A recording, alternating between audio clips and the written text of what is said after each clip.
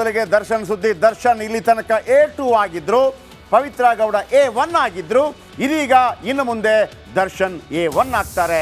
ಪವಿತ್ರ ಗೌಡ ಬಗ್ಗೆ ಅಪ್ಡೇಟ್ ಬರ್ತಾ ಇದೆ. ರೇಣುಕಾಸ್ವಾಮಿ ಹತ್ಯೆ ಕೇಸ್ನ ಬಿಗ್ ಅಪ್ಡೇಟ್. ಕೊಲೆ ಆರೋಪಿ ದರ್ಶನ್ಗೆ ಕಂಟಕ ಫಿಕ್ಸ್ ಆಗಿದೆ. ದರ್ಶನ್ A2ವಿಂದ A1 ಆಗೋದು ಬಹುತೇಕ ಫಿಕ್ಸ್ ಆಗಿದೆ. ಶೀಘ್ರದಲ್ಲೇ ಡಿ ಗ್ಯಾಂಗ್ ವಿರುದ್ಧ ಚಾರ್ಜ್ ಶೀಟ್ ಸಲ್ಲಿಕೆ. ಚಾರ್ಜ್ ಶೀಟ್ನಲ್ಲಿ A2 ಆಗಿದ್ದಂಥ ದರ್ಶನ್ ಅವರನ್ನು A1ಗೆ ಫಿಕ್ಸ್ ಮಾಡ್ತಾರಂತೆ. ಮತ್ತೊಂದು ಕಡೆ ರೇಣುಕಾಸ್ವಾಮಿ ಕೈ ಮುಗಿದು ಕೇಳುವ ಫೋಟೋ ರಿವೀಲ್ ಆಗಿದೆಯಂತೆ, ಅಂದರೆ ರಿಟ್ರೀವ್ ಆಗಿದೆಯಂತೆ. 4 ಫೋಟೋ. ದರ್ಶನ್ A2ವಿನಿಂದ A1ಗೆ ಆಗೋದು ಬಹುತೇಕ ಫಿಕ್ಸ್.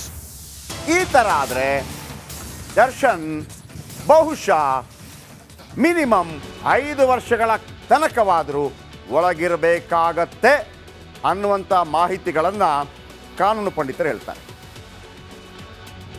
A2ನಿಂದ A1ಗೆ ಬನ್ನಿ ಏನಾಗ್ತಾ ಇದೆ. ಅದರ ಜೊತೆಗೆ ರೇಣುಕಾಸ್ವಾಮಿ ಹತ್ಯೆ ಕೇಸ್ನ ರಕ್ಕಸರ ಮೊಬೈಲ್ನಲ್ಲಿ 4 ಫೋಟೋ ರಿಟ್ರೀವ್ ಆಗಿದೆ.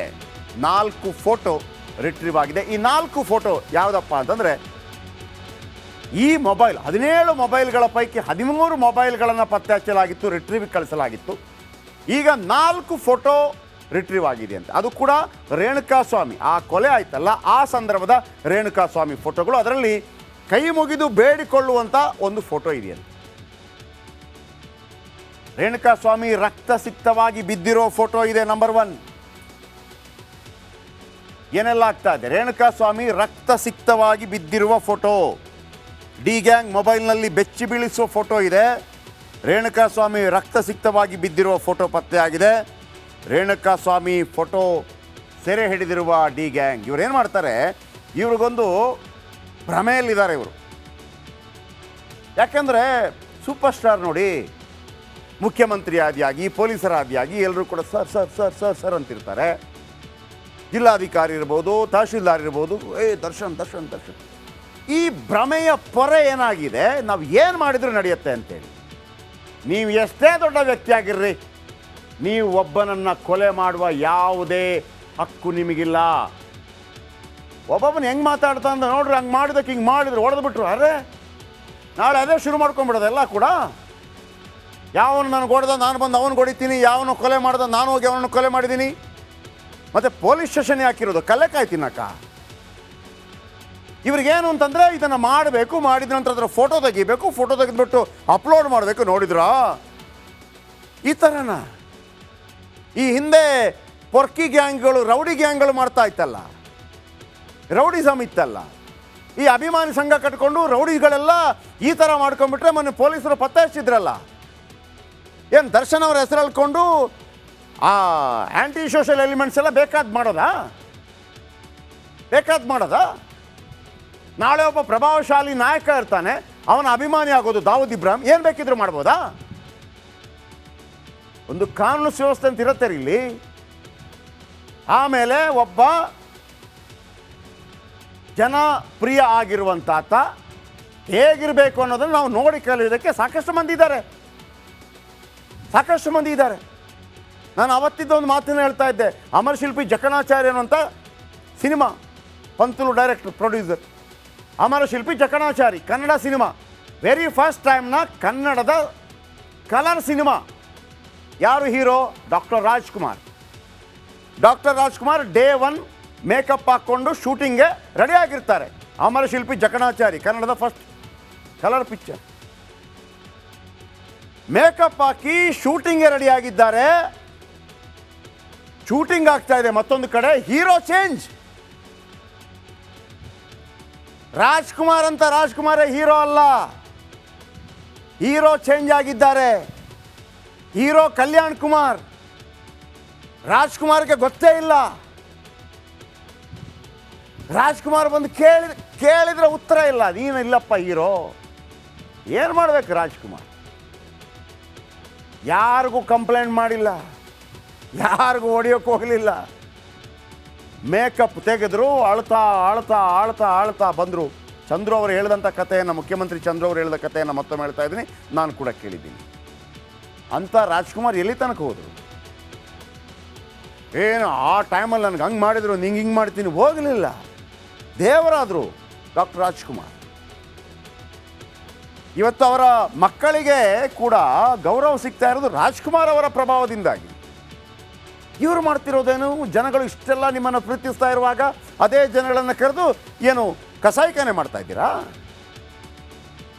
ಆಮೇಲೆ ನಿಮಗೆ ಹುಚ್ಚು ಹೊಡೆಯೋದು, ಆಮೇಲೆ ಫೋಟೋ ತೆಗೆದು ಯಾರ ಮುಂದೆ ಶೋ ಆಫು. ಇದನ್ನು ಯಾವುದೇ ಕಾರಣಕ್ಕೂ ಸಮಾಜ ಸಪೋರ್ಟ್ ಮಾಡಬಾರ್ದು. ನೀವು ಸಮಾಜಮುಖಿಯಾಗಿ ಬದುಕಬೇಕು ಅಂತಂದರೆ ಸಮಾಜಮುಖಿಯಾಗಿ ಬದುಕಿ ತೋರಿಸ್ಬೇಕು. ಪ್ರದೋಷ್ ಹಾಗೂ ಮತ್ತೊಬ್ಬ ಆರೋಪಿಯ ಮೊಬೈಲ್ ರಿಟ್ರೀವ್ ಆಗಿದೆ. ಆ ಮೊಬೈಲಲ್ಲಿತ್ತು ಹೈದರಾಬಾದ್ನ FSLನಲ್ಲಿ 4 ಫೋಟೋ ರಿಟ್ರೀವ್ ಆಗಿದೆಯಂತೆ. ಯಾಕೆಂದರೆ ನನಗೆ ಯಾಕೆ ಕೋಪ ಬರ್ತಾ ಇದೆ ಅಂತಂದರೆ, ಆ ರೇಣುಕಾ ಸ್ವಾಮಿ ಕೈ ಮುಗಿದು ಕೇಳ್ಕೊತಾನೆ, ಆಯ್ತು ಬಿಟ್ರಪ್ಪ, ಒಂದು 4 ಆಯಿತು, ನೀ ಕೋಪ ಬಂತು, 4 ಕಪಾಳ ಕೊಡಿದ್ರು ಬಿಟ್ಟುಬಿಟ್ಟು ಹೊಡೆದು ಪಕ್ಕೆಲುಬು ಹೊಡೆದು ಆ ಗಾಡಿಗೆ ತೆಗೆದು ಬಿಸಾಕಿ ಕರೆಂಟ್ ಶಾಕ್ ಕೊಟ್ಟು, ಆಮೇಲೆ ಹೇಳಬಾರ್ದು ನಾವು ಈ ಹೋರಿ ಹೊಡಿತಾರೆ ಬೀಜ ಹೊಡಿತಾರೆ ಅಂತಾರಲ್ಲ, ಆ ಥರ ಮಾಡಿಬಿಟ್ರಲ್ಲ ಈ ಹುಡುಗನನ್ನು. ಹೊಡೆದಾಕ್ಬಿಟ್ಟಿದ್ದಾರೆ ಸರ್, ಫೋಟೋ ಇದೆ. ಇಂಥವ್ರನ್ನ ಕ್ಷಮಿಸಬೇಕಾ? ಪ್ರದೋಷ್ ಮೊಬೈಲ್ನಲ್ಲಿ ಫೋಟೋಗಳು ಪತ್ತೆಯಾದವು. ಸಾಯುವಾಗ ಪ್ರಾಣ ಭಿಕ್ಷೆ ಬೇಡ್ತಾನೆ ರೇಣುಕಾ ಸ್ವಾಮಿ, ಮಂಡಿಯೂರಿ ಕುಳಿತ ಫೋಟೋ ಪತ್ತೆಯಾಗಿದೆ. ಈ ಕ್ರೂರಿಗಳಿಗೆ ಅವನ ಬಗ್ಗೆ ಕನಿಕರ ಬರಲೇ ಇಲ್ಲ, ಎಷ್ಟು ಹೊಡೆದ್ರು ಕೂಡ.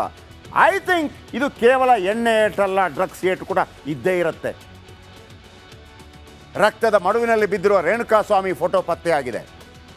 ಅಂಗಲಾಚಿದ್ರು ಬಿಡದೆ ಥಳಿಸ್ತಾರೆ ದರ್ಶನನ್ ಗ್ಯಾಂಗ್. ಅದೇ ಕಾರಣಕ್ಕಾಗಿ A2ವಿಂದ A1ಗೆ ಶಿಫ್ಟ್ ಆಗಿದೆ. ಶೀಘ್ರವೇ ಪೊಲೀಸರಿಂದ ಚಾರ್ಜ್ ಶೀಟ್ ಸಲ್ಲಿಕೆ ಆಗುತ್ತೆ.